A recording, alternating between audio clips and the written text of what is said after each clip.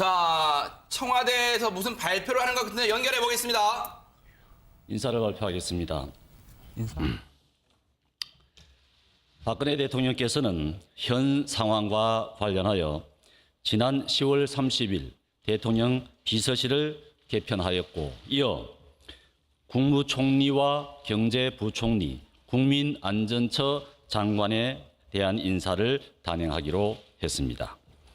먼저 신임 국무총리에는 김병준 현 국민대 교수를 내정했습니다. 김병준 신임 총리 후보는 저명한 행정학 교수로서 참여정부 시절 대통령 비서실 정책실장과 교육부총리를 역임하는 등 학문적 식견과 국정 경험을 두루 갖춘 분이십니다. 내정자의 가치관과 경륜에 비추어 볼 때 국민들의 눈높이에 맞춘 정책 방향과 국민적 여망에 부응하는 총리로서의 역할을 충실히 해내실 것으로 기대됩니다. 현재 직면한 여러 난제들을 극복하고 대한민국의 미래를 위해 내각을 탄탄하게 이끌어갈 적임자로 판단되어 국무총리 후보자로 내정했습니다. 다음으로 경제부총리에는 임종용 현 금융위원장을 내정했습니다. 임종용 내정자는 기재부 1차관, 국무총리실장, 금융위원장 등을 지낸 경제 및 금융 분야 전문가입니다.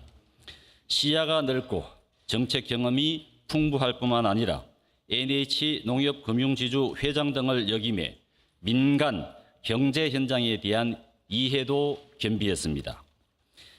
현 경제 상황과 금융 공공 분야 개혁에 대한 이해가 깊어 대내외적으로 어려운 경제 여건을 극복하고 현재 추진 중인 개혁을 마무리하는 데 적임이라고 판단되어 발탁했습니다.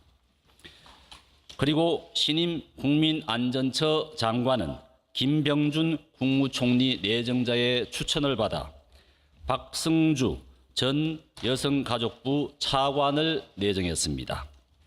박승주 내정자는 정책 및 현장 경험을 갖춘 내무관료 출신으로 여성가족부 차관, 광주발전연구원장을 역임하는 등 다양한 분야에서 조직관리 역량을 발휘해 왔습니다. 1995년부터 한국시민사회 자원봉사회를 결성 운영해 왔고 퇴직 후에도 여러 분야에서 지속적으로 봉사활동을 전개해 왔으며 그간의 활동을 바탕으로 민관이 함께 안전관리에 역량을 집중하는 데 큰 역할을 할 것으로 기대되어 발탁했습니다. 이상입니다. 자, 지금 들으신 것처럼 정연국 청와대 대변인이 부분 개각을 박근혜 대통령의 부분 개각 소식을 전했는데요. 새 국무총리 후보자의 김병준 현 국민대 교수 그리고 경제부총리 후보자로는 임종용 금융위원장 그리고 국민안전처 장관으로는 박승주 전 여성가족부 차관을 내정했다는 소식을 전해왔습니다. 지금 다시 한번 말씀드리겠습니다. 김병준 현 국민대 교수고요. 참여정부에서 대통령 정책실장과 교육부총리를 역임을 했습니다. 이 총리 후보자의 내정자에 대해서 이 청와대는 국민의 눈높이에 맞출 인사다 이렇게 자평을 했습니다. 또 경제부총리에는 임종용 금융위원장 그리고 이 민간 경제 현장 이해도 겸비했다 이런 평가를 하고 있고요. 새 국민안전처 장관에는 박승주 전 여성가족부 차관을 내정을 했습니다.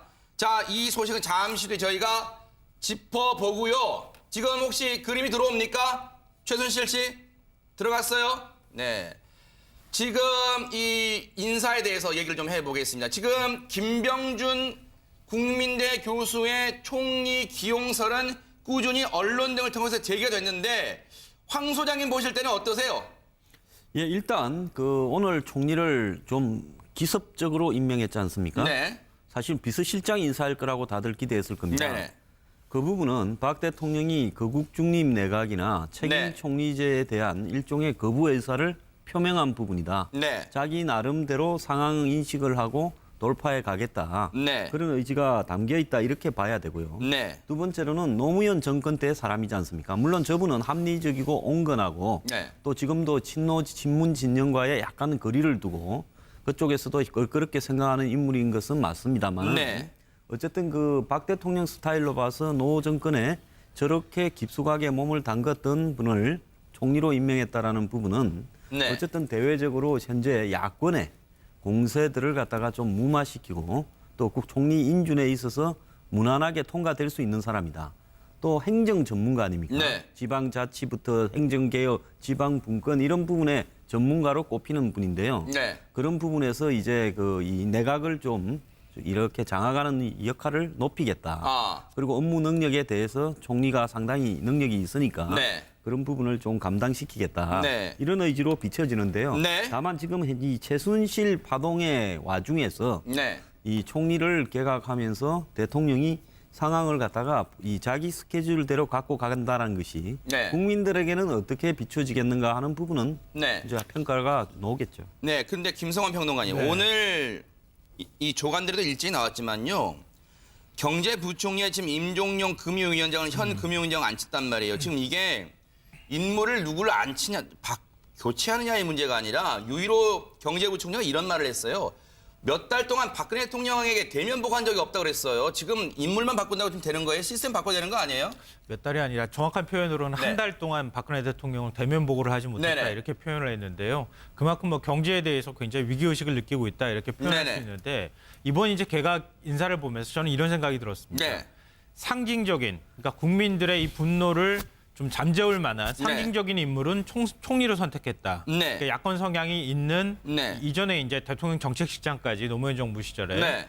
그 인사를 선택함으로써 상징적인 의미로 뭐 여론을 받아들이는 그런 네. 걸 만들고 대신에 박근혜표 개혁, 그러니까 박 대통령이 앞으로 이전에도 해왔던 것처럼 앞으로 꾸준히 본인이 생각한 대로 정책을 추진하겠다고 하는 상징적인 의미로서 부총리 자리는 내 사람으로 그대로 가져가겠다 하는 걸 임종용 금융위원장 임명으로 그대로 알 수 있을 것 같아요. 네. 그러니까 국민들의 저는 이 인사라는 거 보면서 국회 여야 정당하고 최소한 사전협의를 했는지가 굉장히 궁금한데요. 네. 이 지금 이제 거국 중립내각까지 나오는 상황이었다고 하면 또 박 네. 대통령이 실제로 국정을 운영하기 어려운 상황, 네. 국정 공백 상황이라고 하면 최소한 국회에 또다시 한번 손을 내미는 제스처라도 취해줬어야 네. 된다고 생각하거든요. 네. 그러면 야당의 의견을 한번 수렴하는 절차라든가 네. 또 여당의 어떤 사람이 좋을지 또 수렴하는 절차 같은 게 좀 형식상으로나마 네. 있어야 할 것 같은데 네. 만약에 그런 절차가 없었다고 하면은 이건 정말 박 대통령 나름대로 박 대통령 식으로 앞으로 밀리지 않고 그대로 국정을 운영하겠다고 하는 의미로밖에 해석이 안 될 것 같습니다. 네. 그런데요, 이 국장님. 네. 사실 새누리당 내에서조차 거국 중립 내각을 하자, 네. 해야만 한다. 네, 그렇습니다. 이런 얘기가 나오고 있는 와중에 지금 김병준 현 국민대 교수를 총리로 깜짝까지는 아닐 거예요. 언론에 계속 거론됐으니까요. 네, 네. 지명을 했는데 네. 그런데요, 제가 김병준 총리 후보자에 대해서 폄하할 생각은 추호도 없습니다만 이 김종인 전 더불어민주당 대표는 이런 말을 했습니다. 앞으로 누가 되든 간에 좀 표현은 제가 한 편이 아닙니다. 김종인 대표가 했는데 헬렐레 총리가 될 수밖에 없다. 이런 극한 표현까지 썼어요. 네, 그렇습니다. 네. 그런데 일단 청와대에서는 지금 이 기다렸다라고 저는 생각을 합니다. 뭐냐면 여당 쪽에서 거국 내각을 지금 그 제안하지 않았습니까? 네네. 그 제안을 사실상 청와대와 협의 없이 여당이 최고위에서 결정할 리는 없거든요. 네. 자, 최고위에서 결정했습니다. 최고위에 99%가 다 친박이에요. 강석호 최고위원 빼놓고는 전부 친박입니다. 근데 네. 그 친박위원들이 중심이 된 최고위에서 네. 거국 내각을 결정을 하고 네. 그다음에 제안을 네. 한다는 건 청와대의 의중이 빠져 있을 리가 없거든요. 네. 그렇다면 청와대의 의중이 실린 거국 내각을 네. 야당이 받아들이지 않았다. 거기에서부터 그러면 우리는 국정 마비를 더 이상 볼 수 없다라는 어떤 그런 이 생각으로 네. 그 이 기반으로 국무총리를 김병준 총리로 이제 후보자 내정을 한 것 같은데 네. 문제는 앞으로 그러니까 야당이 야당의 협조를 받지 않고 네. 야당이 협조할 리가 없죠. 네. 사실은 뭐 요구한 게 문재인 전 대표 요구한 게 있지 않습니까? 네. 제2선을 후퇴하고 국정에서 손 떼고 네. 그렇다면 이제 거국 내각을 받아들일 수 있다 이건데 네. 야당의 입장을 생각하지 아니하고 국정 마비를 더 이상 바라볼 수 없고 그래도 친노 쪽에 그러니까 그 정권에 몸을 담았던 사람이니까 네. 이제는 알아서 하겠다라는 그런 선언으로 볼 수 있죠. 네. 김병준 국민대 교수, 참여정부에서 몸을 담았던 정책실장과 교육부총리를 역임했던 김병준 현 국민대 교수를 총리 후보자로 지명을 했는데 김성환 평론가님, 혹시요 새누리당 지도부와의 교감이 있었을까요? 아니면 새누리당 지도부조차 혹시 이 뉴스 속보를 보고 알았을까요? 저는 최소한 친박 지도부하고는 사전에 뭔가 얘기가 있지 않았을까 하는 생각을 하게 되는데요. 네네. 왜냐하면 비박계에서 계속 이정현 대표 사퇴하라, 네네. 지도부 전원 사퇴하고 네. 비대체제로 가자 이렇게 주장을 했을 때에도 전혀 꿈쩍도 안 하고 물러나지 않겠다 이렇게 선언을 했잖아요. 네네. 그렇기 때문에 그러니까 박 대통령이 오늘 이제 개각 인사를 발표했던 것처럼 네. 친박은 어쨌든 박 대통령과 함께 운명을 같이 가겠다. 그리고 네. 여기서 더 이상 밀리면은 정말 얘기했던 것처럼 하야로 갈 수밖에 없다고 하는 위기의식이 작동하고 있었다. 네. 이렇게 볼 수 있었기 때문에 청와대하고 최소한의 어떤 교감들이 있었을 거라고 보고요. 네. 방금 전에 말씀하셨던 것처럼 거국 중립 내각에 대해서 야권이 이제 사실 그 공을 받지 않고 다시 던져버리는 이유 중에 하나도 네. 진정성이 담겨 있지 않다. 네. 그러니까 거국 중립 내각이 오히려 야권에서 다시 공을 다시 되돌려 던지도록 하는 그런 액션을 만들기 위한 것이다. 이런 네. 의심을 했는데 이번 개각으로 사실 그게 어느 정도 사실로 확인됐다고도 볼 수 있을 것 같아요. 네. 그러니까 받지 않을 카드라고 해서 던지고 난 다음에 네. 안 받았어? 그러면은 박 대통령이 어쩔 수 없이 국정 공백을 메우기 위해서 네. 개각을 단행할 수밖에 없어. 네. 박 대통령이 앞으로 국정을 계속 끌고 갈 수밖에 없어라고 하는 것을 네. 이번 개각으로 상징적으로 보여줬다고 봅니다. 네, 황 소장님. 저는 그 일요일 날 오후에 새누리당이 기습적으로 거국 중립 내각을 이야기한 것은 야권이 이미 그때는 받지 않을 거다라는 입장으로 정리되어 가고 있을 때였기 때문에 네. 처음에 야권이 실수를 했죠. 그걸 요구를 했던 부분은 실수입니다. 네. 근데 그 이후에 그걸 지금 우리가 끼어들어서는 안 된다라고 발을 빼는 국면에서 새누리당이 제안을 했거든요. 네. 결국은 그 친박 지도부가 거국 중립 내각을 갖다가 왜 받아들였을까 네. 하는 부분을 보면 네. 그렇게 한번 던지고 야당이 거부를 하면 네. 곧바로 플랜이 있는 쪽으로 이렇게 보였는데요. 네. 근데 지금 이 최순실 파동이 네. 대통령에게 직접 모든 것이 연결되고 있는 와중에서 차라리 이 황 총리를 좀 네. 더 두고 황교안 총리를 좀 더 두고 그다음에 이 사안의 진전에 따라서 마지막으로 이 총리 교체 카드를 네. 던지는 것이 나았다. 네. 그러면서 부총리도 결국 진짜 부총리야말로 거국 중립 내각을 해야 될 네. 부분이 더 소중할 수도 있습니다. 네. 왜 그러면 지금 경제가 아주 곤두박질치고 위기다 그러는데 네. 정치가 표류하고 있는 마당에서 네. 야당의 협조를 받을 수 있는 그런 부총리를 임명하는 것이 중요할 수 있거든요. 네. 경제는 살려야 되지 않겠습니까? 네. 그래서 지금도 이 청와대가 사실 사태 파악을 얼마나 심각한지 하는 파악을 네. 제대로 하고 있는가 하는 좀 의문이 드네요. 네. 다시 한번 말씀드리겠습니다. 청와대가 박근혜 대통령이 총리와 경제부총리 그리고 국민안전처 장관에 대한 개각을 단행했다는 속보를 전해드렸고